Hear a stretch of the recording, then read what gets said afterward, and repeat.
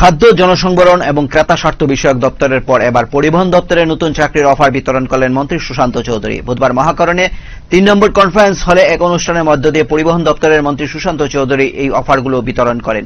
এদিন মোট ৮ জনকে অফার বিতরণ করা হয়। পরিবহন দপ্তরের অধীনে এলডিসি পদের জন্য জেআরবিটির মাধ্যমে নির্বাচিত যোগ্য প্রার্থীদের মধ্যে নিয়োগপত্র বিতরণ করা হয়। এই সময় দপ্তরের বিভিন্ন স্তরের আধিকারিকরা উপস্থিত ছিলেন।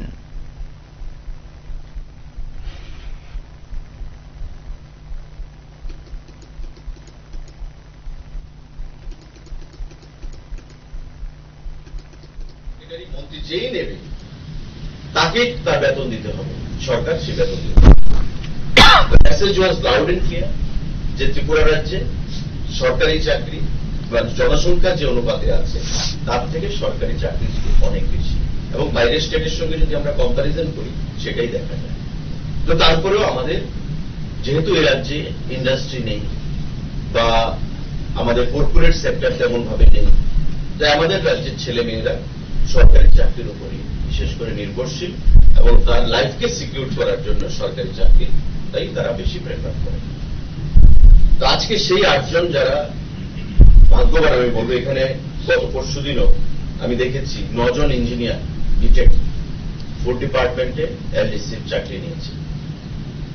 আজকে এমএসসি রয়েছে, এমএ রয়েছে, বিটেক রয়েছে 2 জন, বিটেক মাস্টার ডিগ্রি রয়েছে 3 জন, 4 জন, গ্রাজুয়েশন রয়েছে। যারা ইঞ্জিনিয়ারের চাকরি করত বা করার এলিজিবিলিটি যাদের রয়েছে তারা এলডিসি চাকরি করছে। আমি এই কথা বলছি না কোনো চাকরি ছোট, কোনো চাকরি বড়, কিন্তু তার মাইন্ডসেটটা কি ছিল, আই এম এন ইঞ্জিনিয়ার। এখন কি যে আমি এলডিসি চাকরি নিচ্ছি, যদি ভবিষ্যতে কোনো সুযোগ আসে ত্রিপুরা ইঞ্জিনিয়ারিং সার্ভিসে যদি আমি ক্র্যাক করতে পারি বা ভবিষ্যতে যদি বেটার কোনো opportunity pi, I switch over, আমি সেখানে চলে যাব। ইউ আর এট লিবার্টি, তোমাদের বা আপনাদের কোনো ধরনের সেখানে বাধা সেখানে নেই।